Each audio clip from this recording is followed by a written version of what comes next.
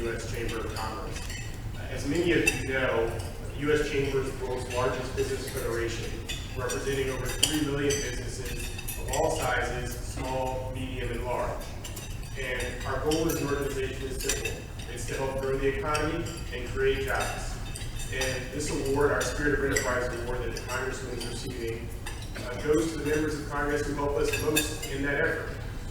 And just last year in 2018, we identified only 12 votes out of all the votes taken in the House as most important. These included access to capital for small businesses, ensuring our workforce has the skills necessary for jobs of tomorrow, and helping manufacturers compete in a global economy. In addition to his work here, Congressman Foster has been active working with the New Democrats and in his work on financial services to have an open door to the business community and to work in a bipartisan manner to achieve real results, not just for the constituents of the 11th District of Illinois, but for our nation. So it is my pleasure on behalf of the U.S. Chamber of Commerce to award the 2018 Spirit of Enterprise Award to Congressman Bill Foster.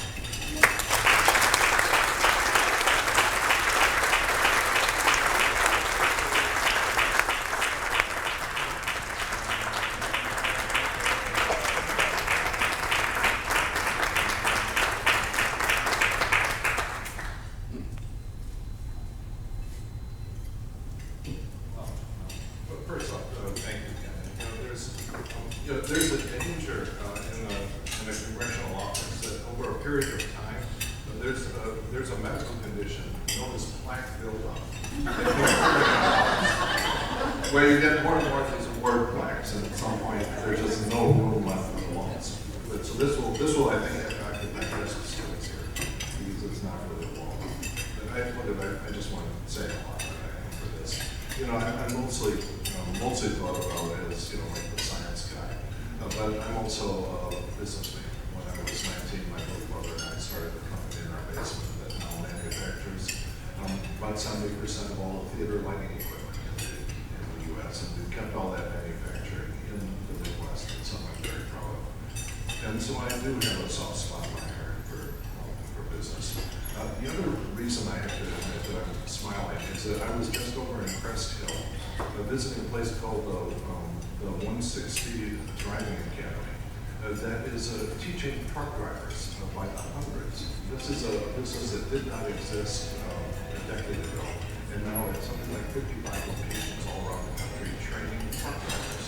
There is tremendous unmet need. There's something like 60,000 more trucks in the country than there are truck drivers right now, and there are thousands of kids and older Americans that would really benefit from getting a commercial driver's license. And so it's an example of a business that's building itself up fast to meet an unmet need and an example of really the free enterprise system working as it should.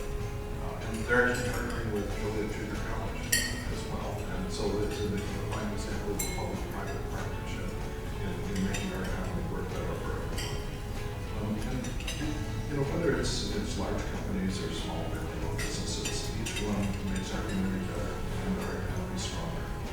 And I'm committed to doing everything that I can to ensure that businesses have the opportunity to thrive.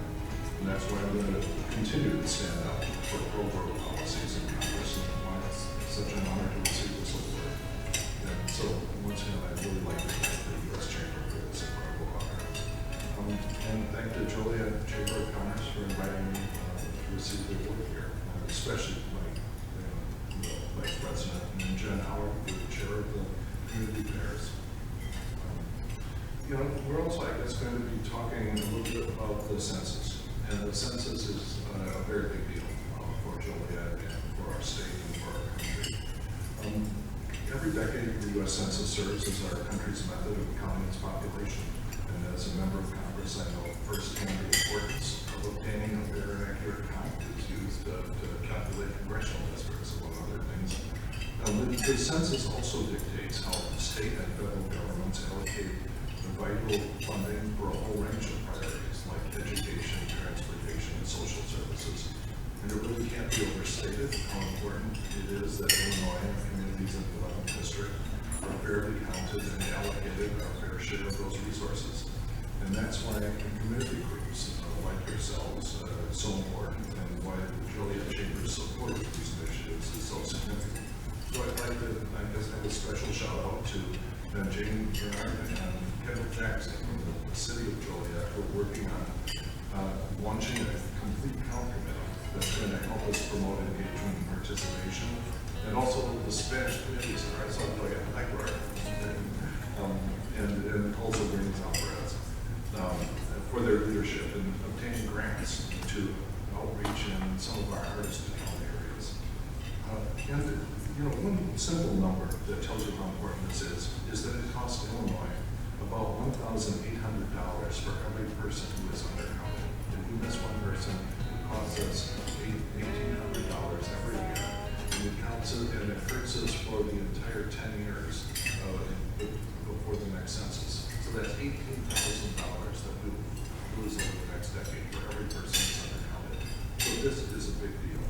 And I know I'm thrilled to see the engagement of the whole Joliet community and making sure that we're properly counted. And I'm going to continue to work to make sure that the people I represent are counted fairly and that our communities receive their fair share of federal funding for the priorities like education, transportation, and social services that we all depend on. It's important that we make our voices heard and stand up for our friends and neighbors who contribute so much to our communities, because in the census, we are all truly in this together. And I'm honored to serve in the district and community where groups make sure that every person counts and every person is counted in the census. So thank you all. Thanks again to the Chamber.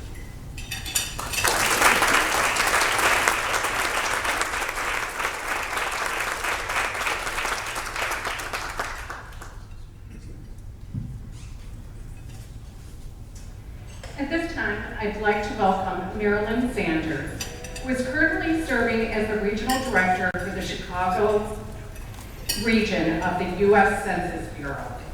Mrs. Sanders joined the Census Bureau as a field representative in the mid-70s and has served in many different capacities in the regional office before being selected as a survey satisfaction in the mid-80s. Mrs. Sanders' interest in exploring all facets of the Census Bureau led her to accepting a position as a geographer and subsequently to a supervisory geographer. She provided her expertise in this area for more than 10 years before returning to her role as a supervisory survey satisfaction coordinator. She was elected as the Assistant Regional Director for the Chicago region in 1998. Mrs. Sanders' extensive knowledge of field data collection has been an invaluable asset to the Chicago region. Her contributions as coordinator, survey satisfaction, supervisory geographer, assistant regional census manager, and deputy regional director in both the 2000 and 2010 censuses provide a glimpse of her 40-year career with the U.S. Census Bureau. Additionally, she has been instrumental in the planning and implementation of the Special Census Program, serving as the coordinator of the National Special Census Program and has served in the capacity as a resident SME for the HQ staff. She has received many commendations during her career, earning 3 bronze medals in 1992, 2000, and 2011, and the Presidential Hammer Award in 2010. She has been nominated twice for Federal Employee of the Year for her outstanding public service. Recently, Mrs. Sanders was selected to serve alongside many distinguished women during the 2018 Women's History Month at the U.S. Census Bureau. Mrs. Sanders' achievements at the Census Bureau were highlighted to encourage other women to build careers within the Bureau.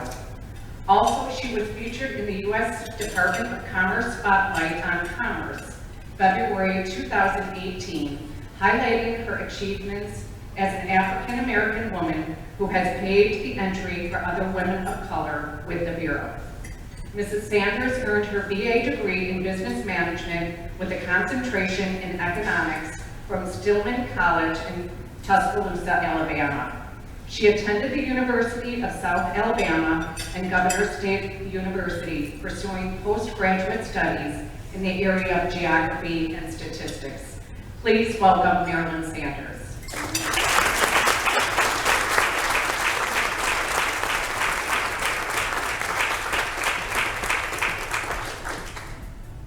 Thank you so much for that. I never expected all of that. Appreciate it. But first and foremost, I want to thank Congressman Foster for your support.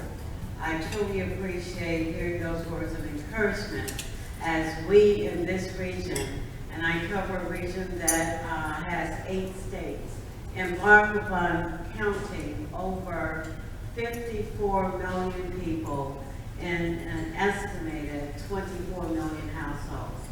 So my states that I currently cover include Illinois, Indiana, Wisconsin, which was the core for 2010. But for 2020, we've added additional states to the region, which includes the states of Michigan, Minnesota, Arkansas, Iowa, Missouri, and I think that's that. But I want to say that the census is important, but more importantly, the census is now. So as we embark upon a major field operation, which is going on right now and will continue through October the 11th, and it is significant in that that is the base for which we determine where we will mail the invites for individuals to participate in the census. The census this time is specifically allowing for 3 very unique forms of participation. First, you are able to participate online, and that's the first time for 2020. And second, you're able to pick up the telephone and participate by calling in. And thirdly, completing the questionnaire that will either be mailed to your home or delivered to your home. That is the foundation of how we will conduct the census for April 1st of 2020. And that's in reference point. So what are we doing right now? We're building the infrastructure in order to take the census on April 1st, 2020.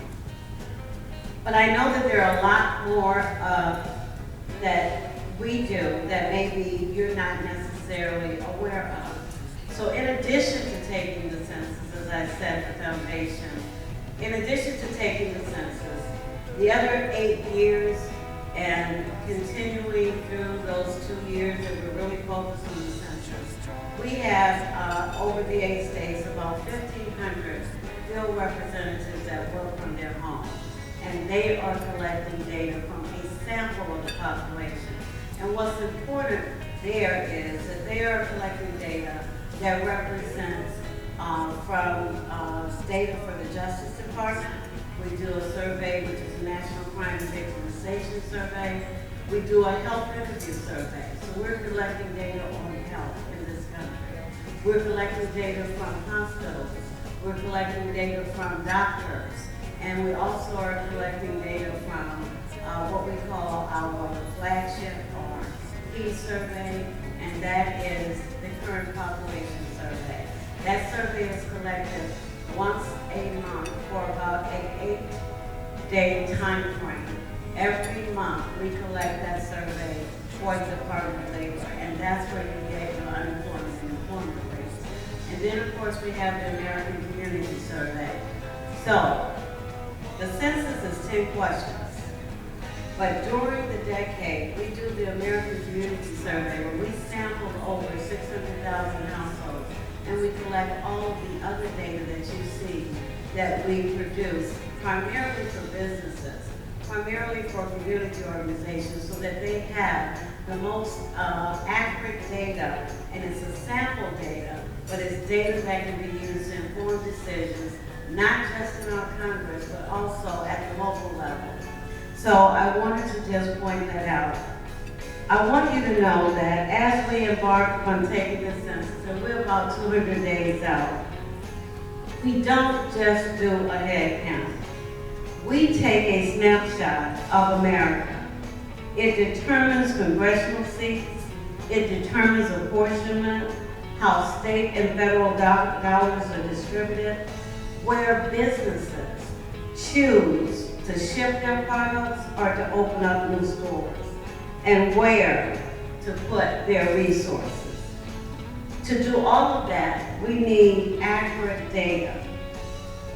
Our team of data specialists, and we have data specialists in the region, they are equipped to train you, to give you advice, to give you information, both in the classroom or the boardroom, to give you data about your community.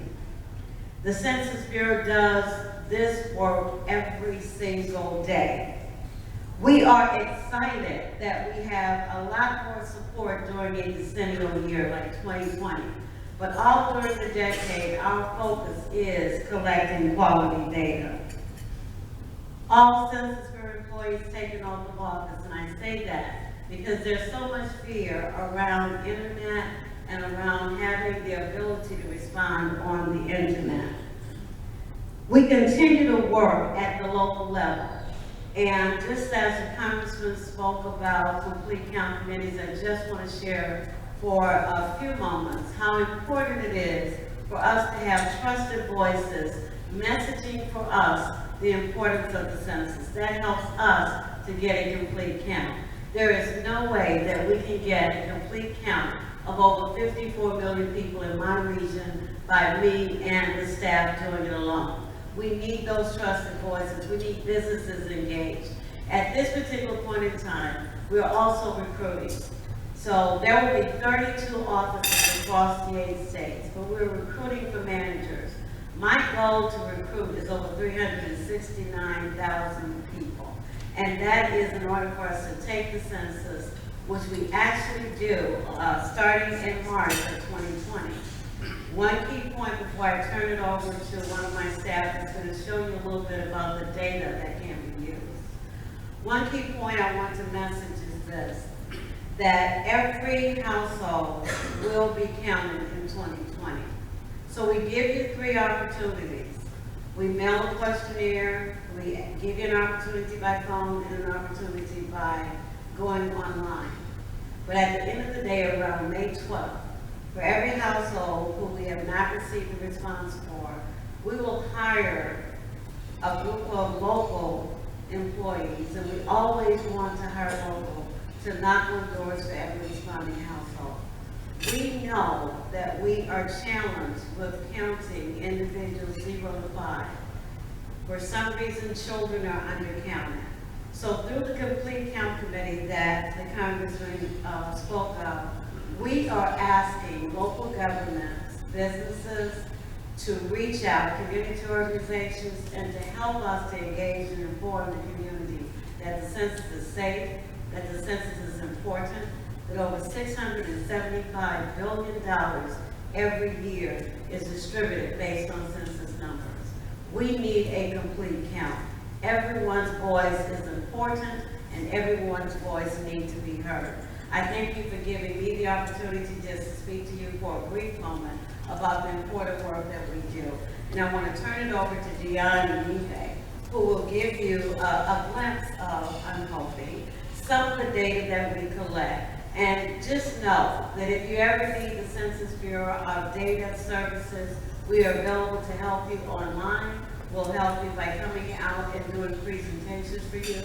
We'll help you to navigate the data that's available. Be counted. It's important. Your voice matters. It's safe, and we are committed to counting everyone once, only once, and in the right place. Thank you so much.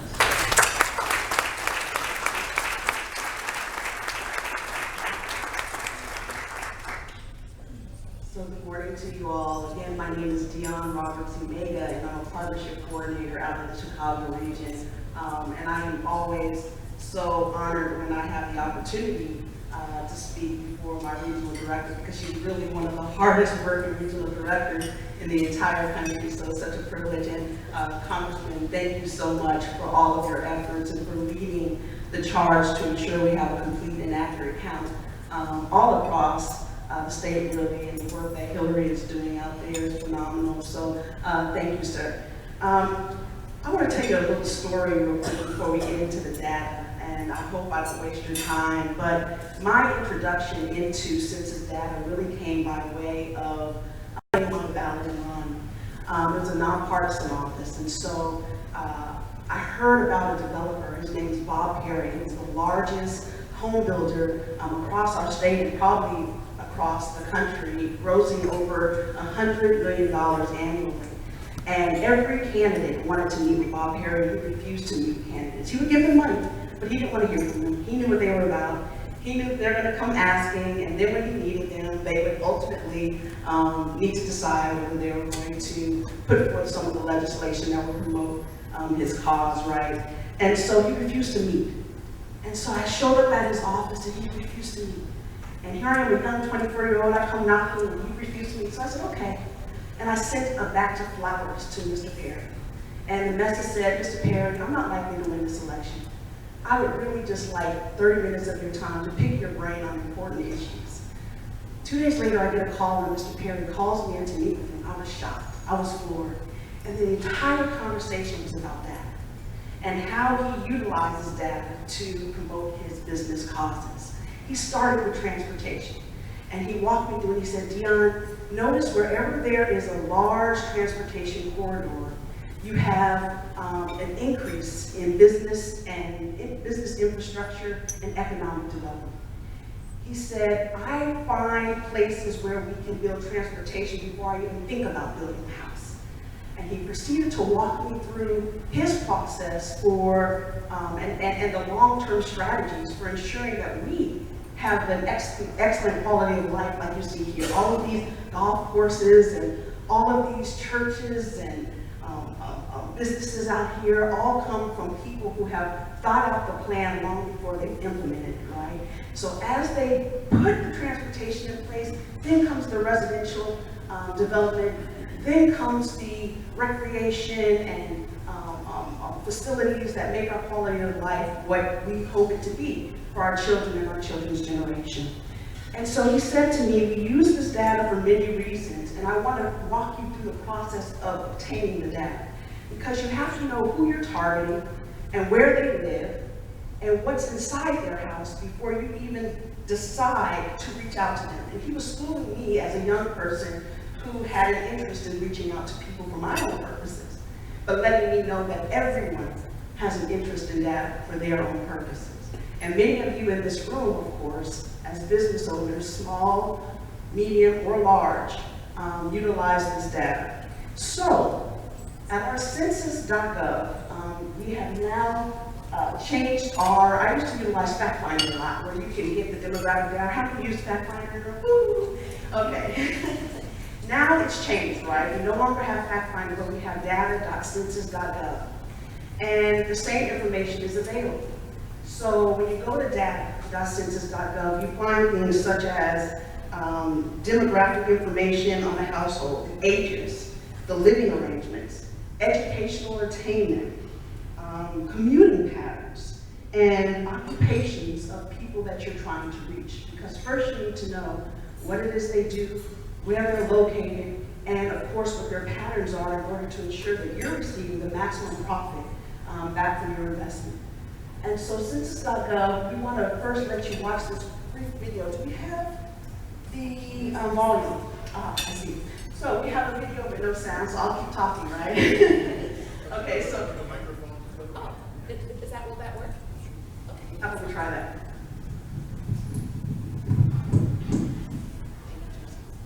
Hello, good afternoon, everyone. My name is Teresa Lee, and I'm a partnership specialist.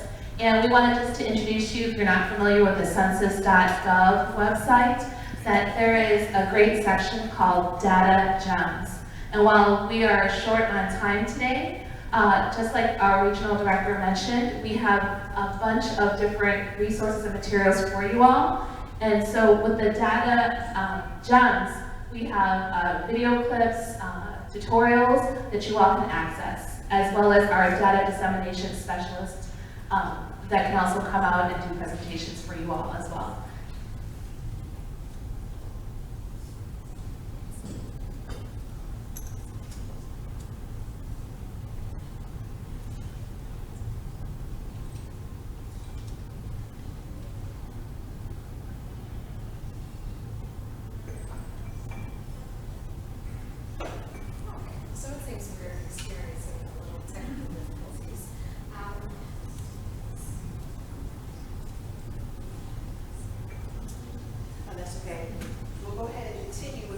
stories.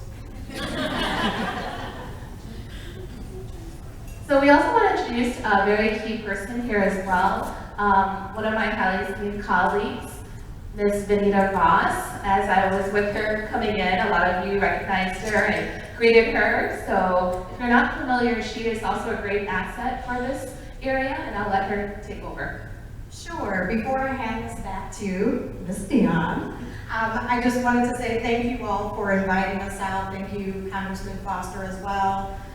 Thank you to the chamber staff, Congressman staff as well. See Mr. Palmer here representing the executive, Will County Executive's Office, and many of you familiar faces, Ms. Garza with Catholic Charities, Ms. Shawn with Will Grundy Medical Clinic, and many others. So thank you for being here. Bernice and Veronica, Spanish Community Center, who are major partners with us. And of course, I can't forget Jane and Kendall back there at the City of Joliet, who are really helping to spearhead our Complete Count Committee, along with the Spanish Community Center. Thank you so much.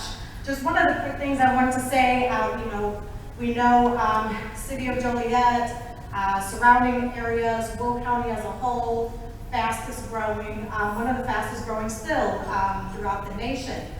One of the things I want to point out is also our work with Will County Center for Economic Development. And I'm sure many of you know Mr. Doug Pryor, John Bruling over there, who are heavy data users, and that information comes from the Census Bureau.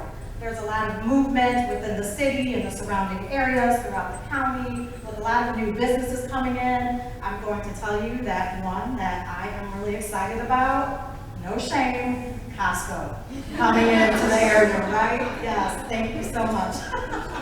So we use this information for a lot of different reasons, for business purposes, and Ms. Dion will go into that in a little bit more detail. But knowing some of the population information, where we should locate businesses, will this be a viable business, from our small businesses to our large businesses like Costco. So this information is very important and very pertinent. And I just want to encourage all of you, as we are getting our Complete Count committees together, the City of Joliet, City of Romeoville is forming one as well, Village of Romeoville, Village of Plainfield, and others, working with Ms. Meta Mueller as well, with our Will County Board, in order to get our Will County Complete Count Committee together, and that's going to be a massive undertaking that she's doing there. And we need you as partners. You are our trusted voices throughout the community.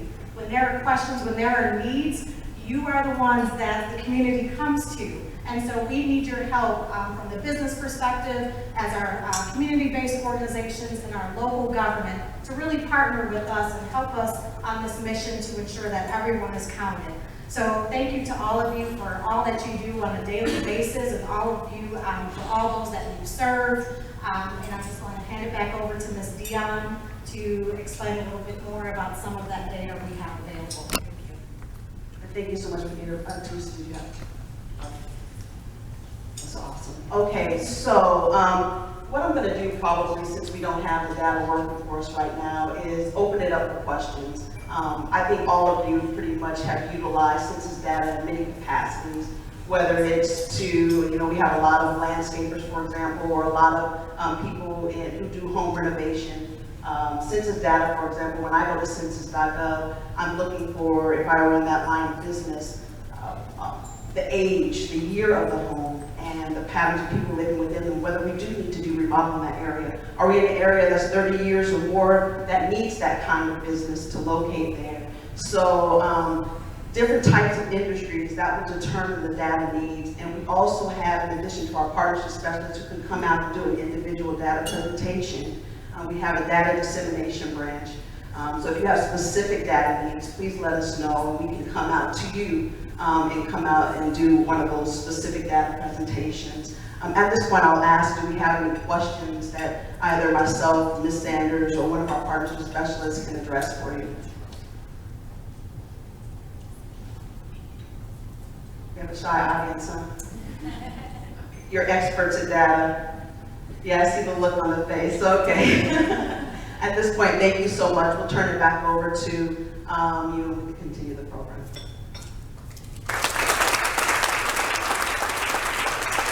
Thank you very much. Well, that concludes our program for today. Just a couple of announcements. Joliet launched its Census 2020 Complete Count effort, which is called We Count 2020, at an event on Tuesday, August 20th at Knoll Park Community Center. Joliet will be holding its first Complete Count Committee meeting at the end of September, and that date is to be determined. Please talk to Kendall Jackson or Jane Bernhard with the City of Joliet if you are interested in having your business or organization participate in this effort. Also at this time, we'd like to introduce our new intern from